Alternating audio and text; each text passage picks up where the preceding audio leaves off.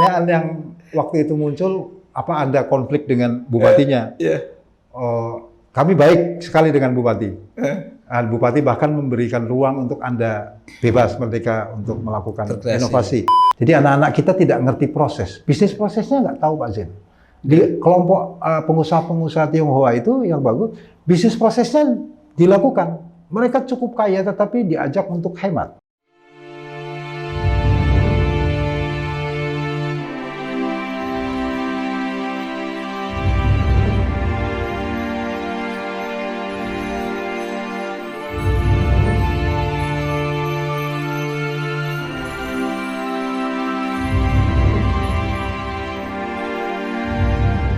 Terus gini Bung, saya itu masih ingin tahu gitu ya. Bung Hasan tadi saya kan sudah pernah di perusahaan-perusahaan besar yang bonafit, profesional. Suatu ketika harus memegang yang namanya PDAM. Ini perbedaannya bagaimana, kontras apa tidak, terus bagaimana Bung Hasan umpama memang kontras memadukan antara ya dua alam yang berbeda. Bayangan saya kan itu dua alam yang berbeda. Ya, apa memang ternyata sama, saya yang salah persepsi kan bisa jadi. Saya itu kebetulan suka memang dunia baru, Pak. Dunia yang sama sekali baru yang saya ingin mengetahui. Mungkin geleman tadi ya. Geleman pengen belajar. Begitu. Waktu ada kesempatan untuk menjadi direktur di PDAM Kudus, waktu itu saya kebetulan pertama dari pihak swasta. Sebetulnya regulasinya... Itu ada fit and proper test dulu ya? Ada. Ada dengan standar-standar itu ya, yang dilakukan oleh pemerintah. Nah, kebetulan saya masuk ke bidang baru, air. Waktu itu ada beberapa tawaran, ada 3 BUMD yang kosong. Waktu itu Pak Bupati melihat, mencari beberapa orang begitu ya, sebelum fit and proper test. Lalu ada tertarik percetakan kosong direktur percetakan. Saya pernah di percetakan dan terbesar. Masih agak matching sih ya. Lalu ada lagi apotek. Apotek ternyata tidak membuat obat, tapi hanya jual tinuku. Kita beli, kita jual. Nggak menarik. Retail ya. Tantangannya nggak menarik. Lalu di PDAM, tantangannya menarik. Barulah kemudian saya kebetulan juga aktif di lingkungan begitu. Akhirnya saya ke situ. Ternyata di dalam juga PDAM itu hanya mengalirkan air, tetapi tidak menampung air dan tidak mengembalikan air. Maka kami mencoba untuk menghidupkan lagi mata air, kemudian menanam pohon. Itu kelebihan Bung Hasan itu. Tidak semua orang bisa seperti itu. Memang belum seberapa, tetapi itu tidak dilakukan. Kesadaran itu untuk Saya waktu itu hanya 4 tahun sebetulnya, tapi saya 1 tahun 8 bulan waktu itu. Oh, harusnya periodenya 4 tahun, tapi akhirnya cuma dijalani 1 tahun 8 bulan. Jadi saya merasa karena bosan apa karena kok persoalannya yang terlalu rumit itu. Pertanyaan yang waktu itu muncul, apa ada konflik dengan bupatinya? Kami baik sekali dengan bupati. Bupati bahkan memberikan ruang untuk Anda bebas, merdeka untuk melakukan inovasi. Lah, waktu itu saya guyonannya begini, karena saya tidak tahu sebetulnya bidang air. Kebetulan waktu itu ada beberapa prestasi Pak Zain. Tapi takut nanti kemudian ketahuan kalau saya bodoh di bidang air, jadi saya mundur dulu dari bidang itu, lalu saya masuk ke tembakau. Saya dulu tuh ngamati Bung Hasan sebagai direktur PDAM. Wah, ini arah-arahnya setelah ini kayak maju bupati. terus masih ada di kaitannya dengan yang tadi. Jadi kebetulan waktu itu sempat sampai air ini kan menjadi isu utama begitu. Dunia bahkan. Lalu Duta Besar Amerika melihat bahwa ada progres yang dilakukan oleh PDAM Kudus, di mana saya menerapkan leasing. Jadi ada beberapa orang yang memang tidak mampu untuk pasang, atau terlalu birokratis. Maka saya turunkan harga pemasangan, karena memang bisnis kita bukan di bisnis administrasi pemasangan. Bisnis di air, kita rombak semua instalasi, lalu kita permudah dengan leasing sehingga oleh koperasi dan perbankan, sehingga cash flow kami cukup sehat. Itu mempercepat. Itu kemudian dilihat oleh dunia dan USAID maupun sampai Duta Besar datang. Bersamaan Duta Besar datang, saya kebetulan waktu itu sudah pindah ke Jakarta. Gitu. Lalu PDAM kami dulu dianggap sebagai PDAM kecil terbaik. Ukuran kecil itu jumlah pelanggannya. Karena kotanya kan kotanya kecil dibanding Surabaya, Semarang kan itu kecil. Dari situ kemudian kami bersama-sama belajar tentang pentingnya air begitu. Jadi banyak sekali orang mengkonsumsi air berlebihan. Saya menghitung Pak Zen, kebetulan saya bertani organik, padi begitu. Jadi satu bulir itu, untuk menjadi satu bulir padi butuh 43 liter air. Mulai proses penyemaian, mulai proses pembuatan benih ya. Atau daud orang Jawa, Ya. daud. Kemudian penanaman, penyemaian, pemupukan, penyiangan, sampai dengan panen. Jadi saya hitung dalam satu piring kalau anak-anak makan itu kira-kira satu porsi ada 2000 bulir nasi. Bayangin kalau satu bulir itu butuh 43 liter, artinya 1000 butuh 43.000 liter. Untuk kalau 2000 artinya butuh 86.000 liter untuk menjadi sepiring nasi. Lah, dan itu kadang nasinya nggak dihabiskan, dibuang lagi.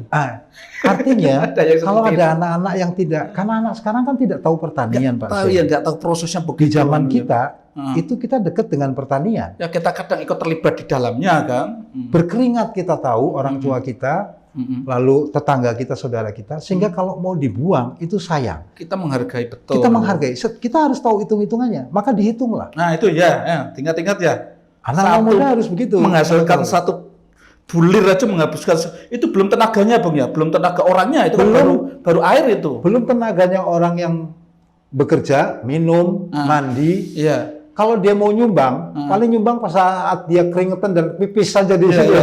Iya. Semuanya airnya diperlukan banyak, dan kita krisis air. Indonesia akan terjadi krisis air di tahun, menurut penelitian dari ITB, di 2040.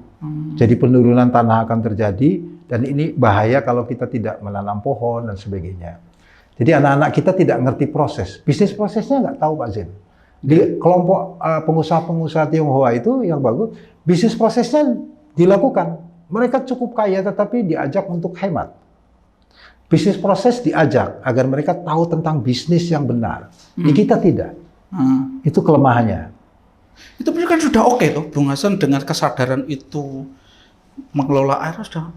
Kenapa nggak dilanjutkan itu loh, pertanyaan saya. Kan sudah bagus itu, artinya air PDAM tidak hanya dimaknai sebagai perusahaan mengalirkan air, tapi termasuk bagaimana merawat air, memaksimalkan air. Kan sudah luar biasa itu. Tidak semua orang punya. Jadi air ini melimpas begitu saja. Kami menginisiasi dengan kawan-kawan aktivis untuk bikin embung. Kami usulkan ke Jokowi, ke pemerintah, lalu menjadi program meskipun tidak terlalu disambut oleh dana desa ya, oleh pemerintah desa. Ini kalau air hujan tidak ditampung, maka air akan run off dan membanjiri kota. Kemudian selebihnya dengan peristiwa El Nino dan La Nina, itu akan menjadi banyak rob di mana-mana. Dan tahun ini, mulai tahun panas di akhir Maret ini, mulai tahun panas yang terik akan semuanya. Dan itu akan menyedot air, dan air turun lagi tidak ada di tampung. Paling mudah begini Pak Sen, kalau kita menanam pohon, kita pohon tebang. Tidak usah besar pohon itu. Coba pohon yang kira-kira lebar panjangnya 3 meter, digotong oleh orang 2, oleh orang 4. Tidak akan kuat Pak Sen. Hanya orang-orang yang badannya kuat itu. Tetapi pada saat dia rapuh, itu satu orang saja kuat untuk menjunjung kayu yang sudah rapuh. Berarti apa yang ada di dalam membuat dia kemudian sangat berat? Kuat itu. Kandungan air. Iya. Jadi akar itu hebat, luar biasa untuk menyerap air, disimpan di dalam pohon. Jadi perlu untuk menanam pohon. Itu cuma pertanyaan saya belum kejawab, Mas. Di saat jenengan di sebuah bidang yang menurut saya memiliki nilai idealisme luar biasa dan mengandung nilai-nilai perawatan lingkungan, kenapa tidak dinikmati, dilanjutkan pada waktu itu? Sampai hari ini kami masih berkegiatan. Tidak harus di tempat formal. Iya, secara formal tidak di sana. Tetapi ada satu yang menarik.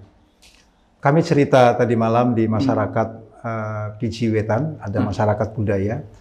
Jadi waktu kami di PDAM waktu itu, ada satu hari air itu digalakan untuk menanam pohon sampai berapa kilometer. Oh. Semua menanam pohon, seremoni. Hmm. Dan kebetulan yang lain mati semua. Kan ditanam. Sampai hari ini kalau Pak Zain datang, itu di daerah Desa Megawon, itu ada sepanjang setengah kilo, karena sebelah sananya lalu dibangun rumah, ditebangin oleh penduduk sekitar. Itu rimbun sekali. Ditanam waktu itu kami pilih pohon mahoni menjadi turus jalan. Orang kemudian, kenapa pohon mahoni? Belakangan saya kemudian cerita, ini pohon ini sebetulnya saya agak egois. Ini saya banget. Mas mahoni itu singkatan dari Mas Hasan Auni. Karena itu saya banget, maka saya rawat, saya ajak anak-anak saya, pada saat saya sudah tidak di PDAM, kalau dia kemudian karena ditabrak oleh motor atau dia kemudian runtuh itu, saya bawa bambu, saya tegakkan, saya tali, saya bawa air di ember di mobil, saya siram. Sampai hari ini Pak Zain itu teduh. Iya. Nah, lalu kami menanam, karena di zaman Gus Dur kan ada istilah apa itu, semua dibebaskan, akhirnya semua orang negor. Menebang, nebang pohon. Kami kemudian menanam pohon, konsepnya jangan menanam pohon kayu, tapi tanamlah pohon buah. Karena dengan pohon buah, kayunya tidak ditebang. Karena butuh buahnya. Betul. Sehingga menteri datang ke sini, di Perhutani kita minta juga bantu. Itu kami bentuk namanya konsorsium Muria Hijau. Alhamdulillah beberapanya kemudian sudah rimbun kembali. Sampai hari ini masyarakat mengajak kami ke sana, kadang mengirim buah-buahannya ke sini. Ini hasil dari dulu bapak-bapak dari ini mulai Jarum Foundation, PT Pura, PT Sukun, dan semuanya kita gerakkan dan mereka kebetulan berkenan untuk membangun itu. Bahkan informasi yang ada, sebuah perusahaan besar di Kudus, kalau boleh saya sebut Jarum, bahkan memetakan tentang aquifer di Muria, tentang bagaimana kandungan air seberapa, lalu daerah mana yang gundul. Itu bahkan konsultasinya saja untuk meriset itu sampai puluhan miliar itu dilakukan. Jadi betapa beberapa perusahaan yang ada di Kudus memang cukup concern dengan persoalan lingkungan, Pak Zain. Bung Hasan, sekarang itu kan jenengan sudah nggak terikat dengan institusi formal, nggak ya? Sudah merdeka. Yang gabungan itu juga sudah selesai ya? Sudah selesai. Sekarang menekuni dunia pertanian kalau nggak salah ya? Atau apa itu? Kok pokoknya saya tuh bingung, ada saja. Idenya itu ada, saya kan belakangan saya dapat pernah dikasih jenengan itu kan beras organik. Itu aktivitas itu apa saja? Coba meliputi apa saja itu? Jadi awalnya sederhana Pak Zain. Kami kan bikin sekolah alam. Oh itu nyambung juga nanti ya? Nanti saya sebenarnya juga mau bicara sekolah alam ini. Apa berarti nyambung itu ya? Oke. Jadi gini Bu, pemirsa ya, Bung Hasan ini selama karirnya macam-macam tadi yang warna-warni tadi, beliau tetap concern dalam kaitannya dengan pemberdayaan masyarakat dan pendidikan. Sehingga di rumah beliau ini ada namanya apa, Bu? Umah Dongeng Marwah, Sekolah Alam. Umah Dongeng Marwah, Sekolah Alam. SMP ya? SMP dan SMA. Dan tadi ketika kita berkunjung di sini juga ada ya anak-anak tadi. Bung Hasan ini juga sangat dekat dengan Mbah Rudin ya. Mbah Rudin yang cukup fenomenal juga mendirikan sekolah alam Qoryah Thoyibah di Kalibening Salatiga. Saya terus suatu ketika juga kepengen ketemu. Harus datang. Saya senang betul anak-anak yang kreatif seperti itu. Jadi Bung Hasan punya seperti itu. Oke Bung, saya ini sekedar nambahin saja. Jadi kami melihat bahwa kami waktu hadir di sini tidak memiliki tetangga. Lalu anak-anak punya problem yang namanya orang tuanya ada buruh, ada supir, macam-macam. Anak-anak ini kemudian kalau punya PR, pada saat minta kepada orang tua untuk diajari, justru bertengkar. Orang tua ini kan sudah sangat asing dengan pelajaran yang hari ini. Metodenya juga sudah macam-macam. Lalu kami kumpulkan beberapa pemuda dari mahasiswa untuk membantu PR mereka. Awalnya begitu. Lalu muncul sampai 80 anak-anak. Kami free, memang mulai sore. Jadi sehingga pernah ada fase di mana TPQ sepi. Gara-gara anak-anak pada di sini. Akhirnya anak-anak diajari PR-nya, lalu kami masang WiFi, supaya anak-anak diajarin. Coba lihat sendiri di internet. Polanya hampir sama dengan Kriyah Thaibah, Bung ya? Itu guru saya, Oh, Kang gitu Din ya? itu. Saya belajar Inspirasinya di sana ya? Inspirasi dan beliau guru saya, Kang Din.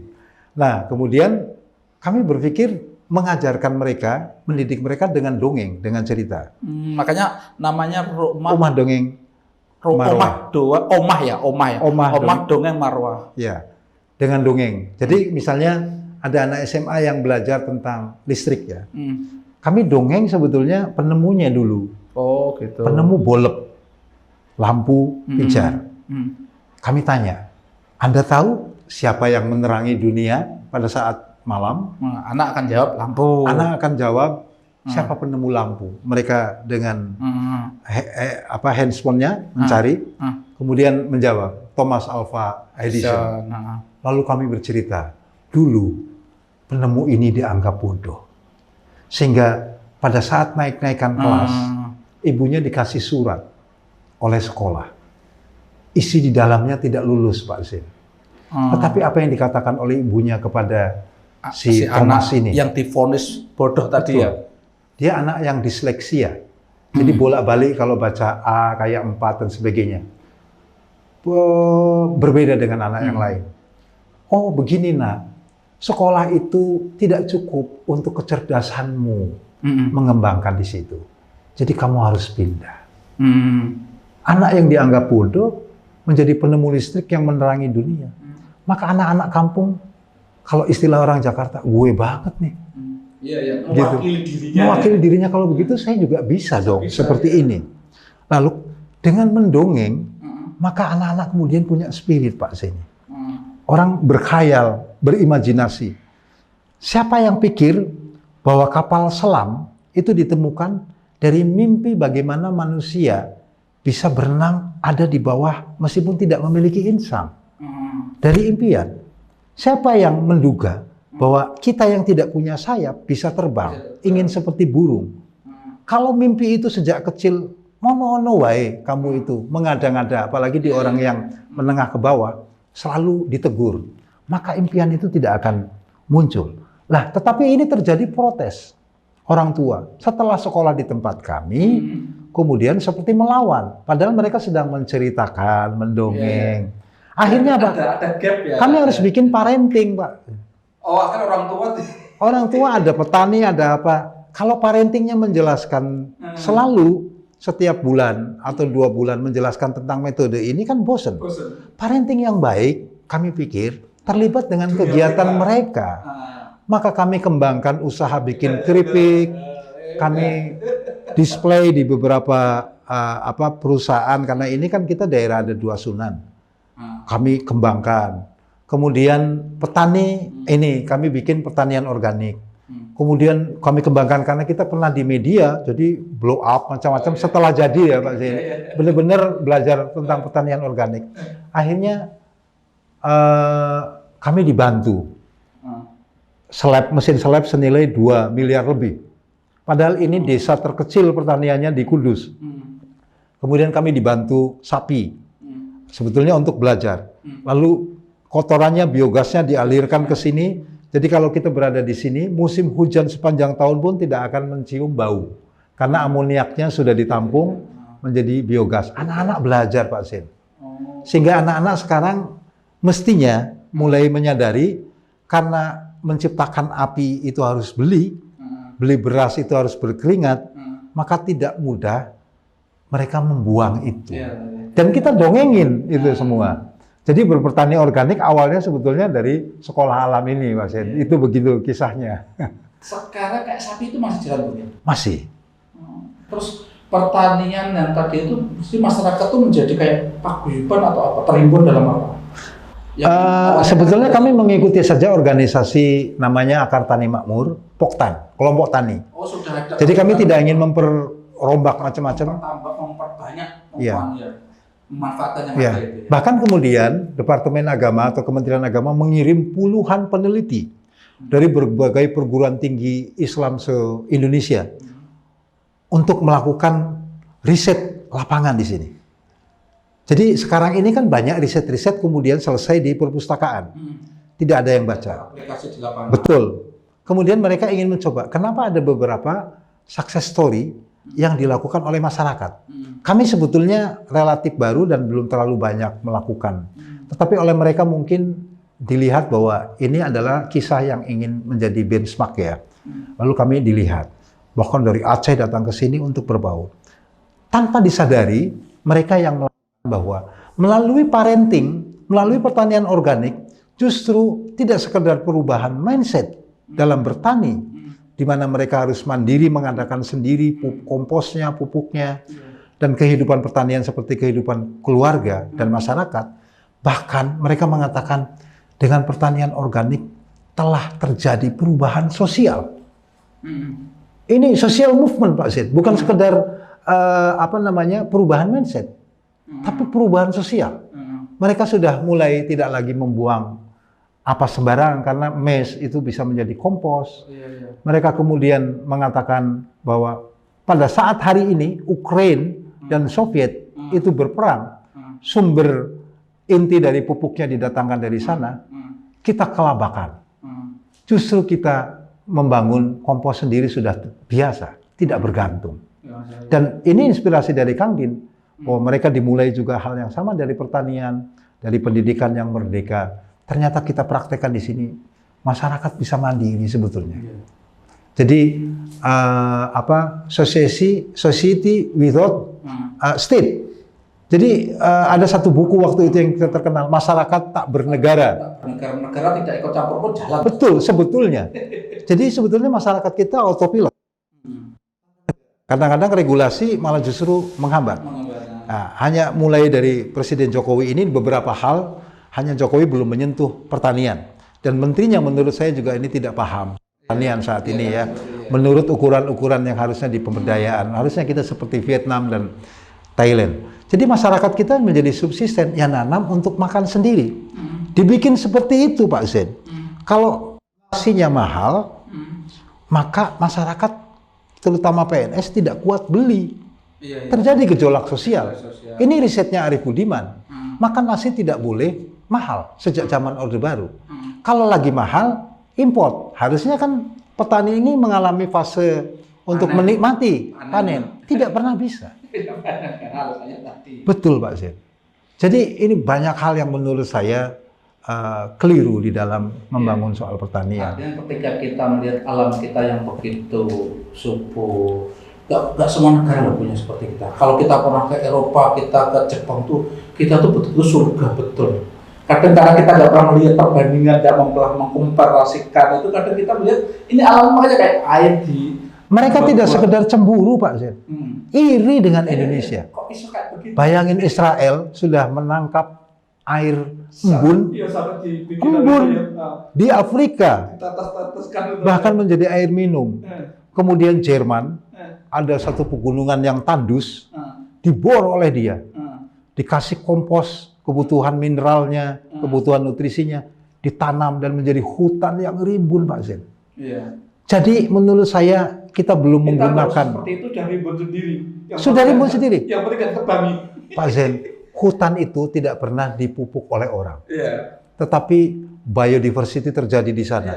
Keragaman hayati di sana. Apa yang datang dari dahannya, daunnya, diberikan kepada anaknya, menjadi kompos. Kita justru yang ditanam dengan urea dan sebagainya, justru hasil lebih turun. Ini berbanding terbalik. Ada sesuatu yang salah di pertanian kita. Ya pentingnya tadi loh, orang-orang yang seperti Bung Hasan itu saya penting hadir dengan perspektif-perspektif yang dalam tanda petik melawan arus ya. Karena kalau kita ikut arus terus ya seperti itu. Terus sekarang jangkauan dari petani yang bisa jenengan tadi ya bahasanya dirubah dalam mindsetnya, peradaban atau budaya barunya itu sekarang sudah cakupannya sampai wilayah mana saja Bung Hasan? Dari sisi pemberdayaan dan membangun model, kami sudah ke Wonogiri dengan grupnya Kang Din, dengan Pak Demoko mantan direktur di Fonterra, Bahrudin yang Korea Taiba itu, kami bikin yang namanya grup awalnya dari WA Group, Desa Mandiri Tanpa Korupsi. Di situ ada 6 menteri waktu itu, ada dirjen datang supaya mendengar. lalu para tokoh-tokoh masyarakat. Saya kebetulan diajak waktu itu. Kemudian kami mengembangkan pertanian organik karena sebetulnya kenapa beras kita lebih mahal dari beras yang impor? Karena di sana tidak ada yang terbuang, Pak Zain. Jadi sekamnya dibikin pelet untuk yang namanya tempat kencing dan beolnya kucing maupun anjing. Kemudian dedaknya ini kalau di kita kan dikasih ke ayam. Jadi itu isinya full nutrisi dari beras. Kita disosok sampai berkali-kali. Jadi kita makan sampah dari beras sebetulnya, Pak Zain. Jadi akhirnya B12-nya, macam-macamnya, vitaminnya, gizinya banyak yang hilang. Turunnya ke namanya katul. Katulnya dikasih ke ayam. Di Jepang, Pak Zain tahu, anak-anak itu pakai untuk makanan yang bubuk itu dikasih untuk makanan biar cerdas. Jadi di kita dikasih bebek, harusnya bebeknya lebih cerdas. Ayam dan bebek lebih cerdas setara dengan kecerdasannya orang Jepang. Kalau di kalau di jumlah itu di Thailand dan sebagainya, kenapa berasnya menjadi murah? Karena mereka mendapatkan added value dari profitnya tidak hanya beras. Berasnya, tapi berbagai elemen yang persis, Pak Zain.